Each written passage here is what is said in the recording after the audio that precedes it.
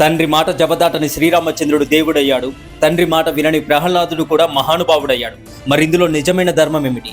ఈ ప్రశ్నకు సమాధానం తెలుసుకోవాలంటే మనం రామాయణం, భాగవతం, మహాభారతం చెప్పిన ధర్మ సూక్ష్మాన్ని అర్థం చేసుకోవాలి. మాతృదేవోభవ, పితృదేవోభవ అని వేదమే చెప్పింది. తల్లిదండ్రులను దేవతలుగా చూడమని చెప్పింది మన వేదం.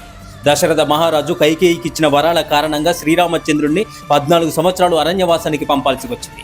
అదే సమయంలో తల్లి కౌసల్యాదేవి మాత్రం పుత్ర మోహంతో వెళ్ళకు రామా అని వేడుకుంది.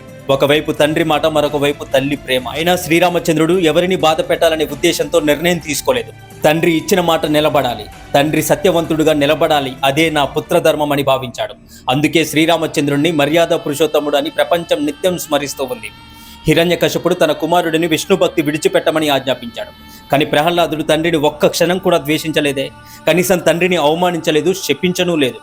ప్రహ్లాదుడు వినయంతో చెప్పాడు, తండ్రి, ఈ జగత్తంతా శ్రీహరిమయం, ఆయనను విడిచిపెట్టడం నా వల్ల కాదు తండ్రి అని పలికాడు. ఎన్ని హింసలు చేసినా నా తండ్రిని చంపేయండి అని భగవంతుని ఎప్పుడూ కోరలేదు ప్రహ్లాదుడు. చివరి వరకు తండ్రి ముక్తి కోసం ప్రార్థించాడు. ఇదే ప్రహ్లాదుని యొక్క గొప్పతనం. మహాభారతంలో భీష్ముడు కూడా తండ్రి కోసం జీవితాంతం బ్రహ్మచర్య వ్రతాన్ని స్వీకరించి ఆ ప్రతిజ్ఞను చివరి శ్వాస వరకు నిలబెట్టుకున్నాడు. అందుకే దేవవ్రతుడు భీష్ముడయ్యాడు. ఈ 3 కథలు మనకు ఒకే సత్యాన్ని బోధిస్తున్నాయి. తల్లిదండ్రులను గౌరవించడం ధర్మం. శ్రీరామచంద్రుడు తండ్రి సత్యాన్ని కాపాడాడు.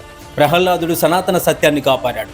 భీష్ముడు తన ప్రతిజ్ఞను కాపాడాడు. వాళ్ళు ముగ్గురు చేసిన పని వేరు, కానీ నిలబెట్టింది ధర్మాన్ని. అందుకే శాస్త్రం చెబుతుంది, పుత్రేణ లోకాన్ జయతి.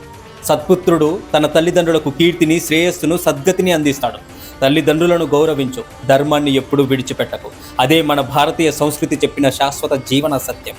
హర హర మహాదేవ, శంభో శంకర, ఓం నమః శివాయ, జై శ్రీరామ్.